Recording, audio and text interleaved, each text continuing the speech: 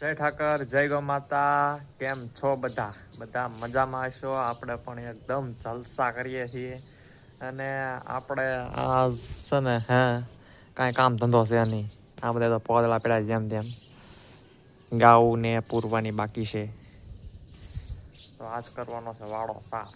તો વાડાનું કામ કરવાનું હતું, આપણે સાફ કરવાનો હતો આજ વાડો. તો થઈ ગયો છે વાડો સાફ કમ્પ્લીટ. તો હું તમને બતાવું ખાલી.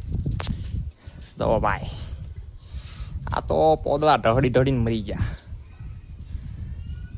પરસે બે રેબ જેબ થઈ ગયા. પણ આપણો વાડો થઈ ગયો ચોખ્ખો. હવે કરી નાખી ગાઉને નિરણ. તો નિરણ કરી દઈ, નિરણ ખાતી થઈ જાય ગાઉ. ને આ આપણી એક છે ને થોડીક વધારે ડાઈ ગા છે. બધાને સર્વિસ કરવાનું કામ કરે. જોવો તમે ખાલી. બીજી બધી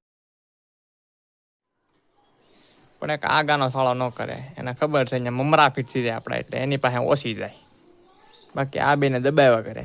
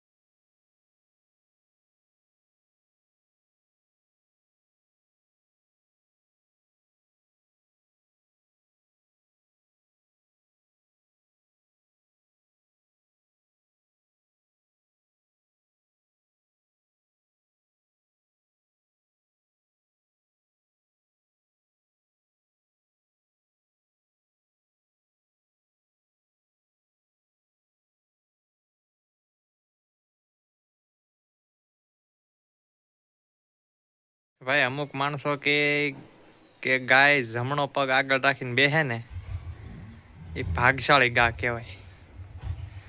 તો તમે જોવો ખાલી આપણી બે ગાઉ જમણો પગ આગળ રાખીને બેઠી છે.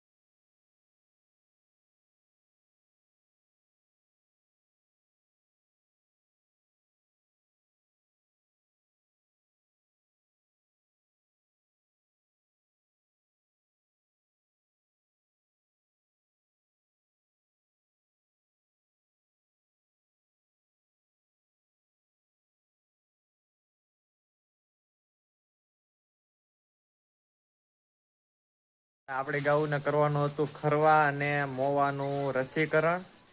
તો આપણે કરવાનું હતું ગાઉને રસીકરણ. જે રસીકરણ ખરવા માટેનું હતું. તો આપણી બાજુમાં રહેતા ડૉક્ટર ચંદ્રેશભાઈ સાવડા આવ્યા હતા વેક્સિન દેવા. તો વેક્સિનનું કામ થઈ ગયું છે કમ્પ્લીટ. બધાને પકડીને દઈ દીધી વેક્સિન. ને હવે વેક્સિન દીધા પછી ગાઉ ખાય છે નિરણ.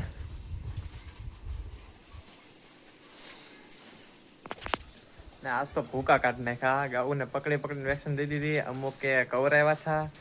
ને અમુકે પ્રેમથી પણ દેવા દીધી હતી વેક્સિન.